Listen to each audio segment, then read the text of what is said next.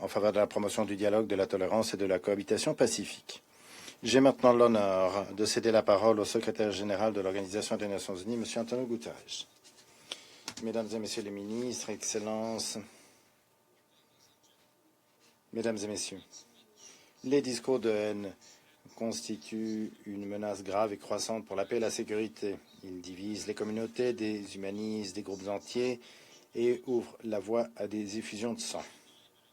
Ils sont également délibérés et constituent un élément central du scénario de pratiquement tous les génocides et crimes atroces.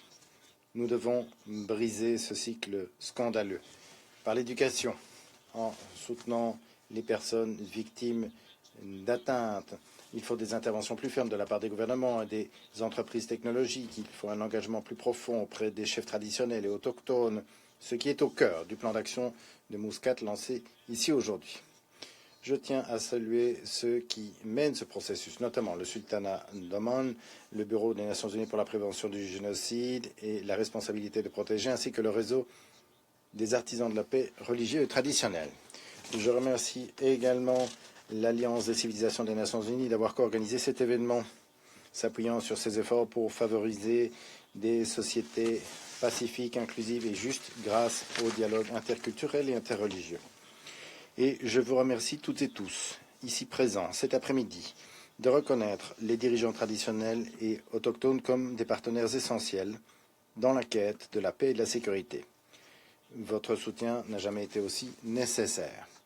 Partout dans le monde, nous voyons des conflits faire rage, les inégalités se creusent, le chaos climatique s'aggrave et les discours de haine se propagent plus vite que jamais, amplifiés par des plateformes non réglementées et intensifié par l'intelligence artificielle. Excellences, la responsabilité première de la prévention du génocide et d'autres crimes atroces incombe aux États, mais l'ensemble de la société a un rôle à jouer. Le plan d'action de Muscat s'appuie sur des siècles de savoir et sur l'expertise des dirigeants traditionnels et autochtones. Il nous rappelle que les discours de haine sont à la fois un signe avant-coureur de la violence à venir et un catalyseur qui accélère son arrivée. Pour relever ce défi, nous devons agir à tous les niveaux. Et je vois 4 domaines dans lesquels les États membres peuvent jouer un rôle essentiel. Premièrement, en demandant des comptes aux plateformes numériques sur les questions de sécurité publique. Les réseaux sociaux, les applications de messagerie, ainsi que d'autres outils permettent au discours de haine et à l'incitation à la violence de se propager plus rapidement que jamais. Mais cela ne doit pas nécessairement être le cas. Les plateformes numériques doivent faire beaucoup plus pour protéger les individus et les groupes contre tout préjudice. Je suis particulièrement inquiet des risques auxquels les jeunes sont exposés. Il faudrait demander, et les États devraient exiger des entreprises technologiques qu'elles intègrent la sécurité des utilisateurs dans la conception de leurs produits et qu'elles limitent les algorithmes mal conçus, les utilisations abusives de l'intelligence artificielle. Et je compte sur les délégués pour aborder certaines de ces questions lorsque nous organiserons le dialogue mondial sur l'IA. Deuxièmement, en renforçant les capacités locales en matière de prévention et de médiation. Cela inclut des formations sur la surveillance et le signalement des violations des droits humains afin de renforcer les mécanismes d'alerte précoce. Des conseils sur l'utilisation des méthodes non violentes pour lutter contre les discours de haine et l'incitation à la violence. Des possibilités de mentorat conformes aux normes internationales, aux valeurs et traditions locales et des activités éducatives qui favorisent le respect de la diversité, la non-discrimination, qui combattent les discours de haine et promeuvent la coexistence pacifique. Troisièmement, la communication. En soutenant le dialogue et d'autres initiatives qui renforcent la compréhension mutuelle et la cohésion sociale au sein des communautés et entre les communautés, en aidant les dirigeants traditionnels autochtones à neutraliser les discours de haine. Cela inclut de démystifier les mythes et de réfuter les idéologies et rumeurs nuisibles. Il faut dénoncer les cas d'incitation à la violence et promouvoir la tolérance, la coexistence et la compréhension mutuelle. Quatrièmement, la collaboration.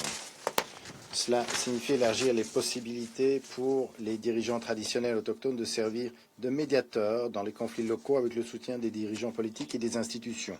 Renforcer la collaboration entre les acteurs traditionnels, autochtones et politiques autour d'objectifs communs. Élaborer des orientations politiques et des ressources sur les mécanismes locaux visant à lutter contre les discours de haine et à prévenir le génocide et d'autres crimes atroces. Les Nations unies s'engagent à renforcer le rôle des dirigeants traditionnels et autochtones dans la prévention et la résolution des conflits. Vous apportez une connaissance cruciale des réalités locales, ainsi que le respect et la confiance de votre peuple. Votre autorité, vos influences peuvent contribuer à apaiser les tensions avant qu'elles ne s'aggravent.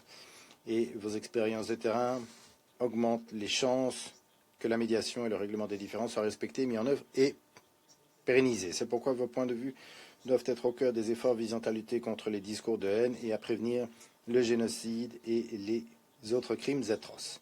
Cela inclut les chefs religieux, les jeunes leaders, les femmes dirigeantes, et la participation significative des femmes est particulièrement cruciale, comme le souligne la résolution 1325 du Conseil de sécurité sur les femmes et la paix et la sécurité.